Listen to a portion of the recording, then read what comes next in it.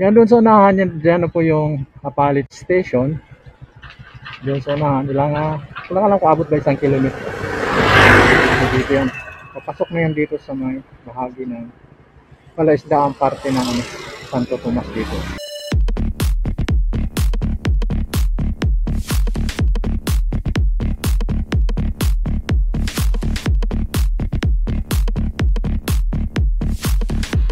Saan kaya nila dadalhin ito?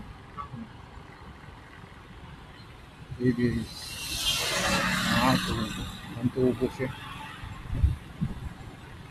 Oh, sunod sila oh.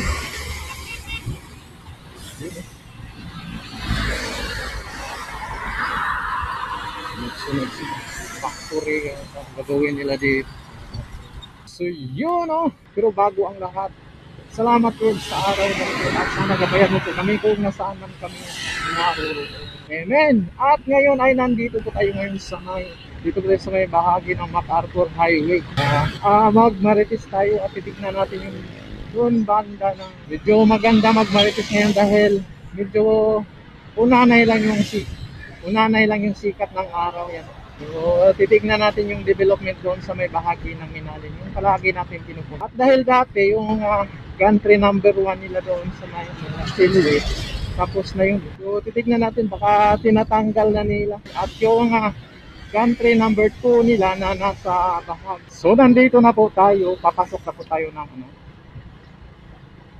doon sa area kung saan ay medyo makalapit tayo sa mga ginagawa nilang viaduct dito. So, maganda na yung kalsada dito. Naalala nyo dati nung dumaan tayo dito hanggang tuhod ang tubig dito. So, ito po yung mga bahaing parte ng Minalin, Barangay Santa Maria. Yun. At nakapintura ng kulay blue. So, lumalago na yung mga dahon dahil pag-ulan nga no? Green na green. Halo ito no, may puno ng mangga at hindi pa alam kung ano yung ibang. So, ilang metro pa lang tayo at doon sa papuntahan natin. No? So dito na tayo, paakyat na po tayo dito sa may tulay ng, anong tulay nga? Santa Maria. Ilang metro na lang tayo, marating na natin yung kung saan yung palagi nating pinupuntahan. No? Para makikita itong ongoing construction ng viaduct dito sa may bahagi ng Minalin. Ito makikita na natin yung viaduct. Yan. Natatawid na dito. Tignan natin. So makita pa rin natin yung gantry no. Nandyan pa rin at dugtong na itong dito. Yung viaduct na ginagawa nila dito. So dire-diretso na yan. Siguro inang na lang tatanggalin na nila yung na yan. Mukhang sinisimulan na nga yata nilang babaklasin Yan o. Mukhang sinimulan na nilang baklasin. So dito yan. Yan doon sa unahan, dyan po yung Apalit Station. Doon sa unahan, wala lang kung abot ba 1 kilometro. So dito yan. Papasok na yan dito sa may bahagi ng palaisdaang parte ng Santo Tomas dito. Yan.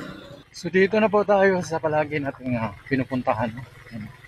Kung saan laging pinupwestuhan dito sa may parte ng Minalin. Yan. So makita na natin dito yung ginagawa nila na viaduct dito. So doon sa unahan, yan doon banda, doon po yung nila, yung gantry number 2.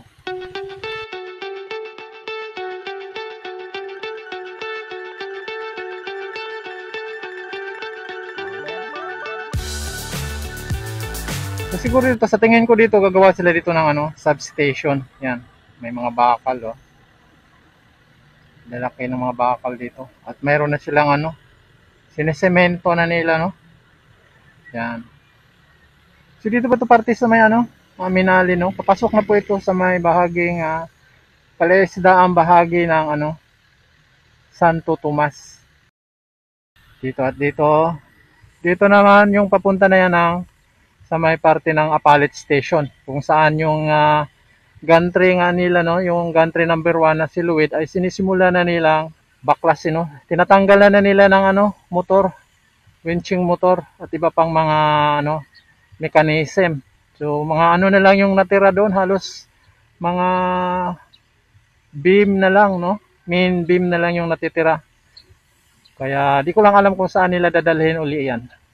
Malamang doon banda sa may ano yan, sa may papunta na ng Malolos, yung sa may bahagi ng Kalumpit. Kasi doon may mga poste na rin doon, no? So malalaman natin yan sa sunod na mga araw. So yun, so ito po yung pinaka-latest update dito sa may party ng Minalin at kita nga natin na natatapos na nila itong viaduct magmula doon sa may Apalit Station. So hanggang dito, connected na ito. Malapit na rin ito magdugtong doon kasi nagsisimula na rin yung doon sa may bahagi ng Santo Tomas, yung gantry number 1 ng CPN2. At halos mapuno na rin nila ng mga poste. Diyan, no, kung saan magtagpo itong CPN1 at ang CPN2. Diyan sa may bahagi ng yung halos sa boundary ng Minalin at Santo Tomas. So doon sila magtatagpo, no. Itong dalawang kontrata, CPN1 at CPN2.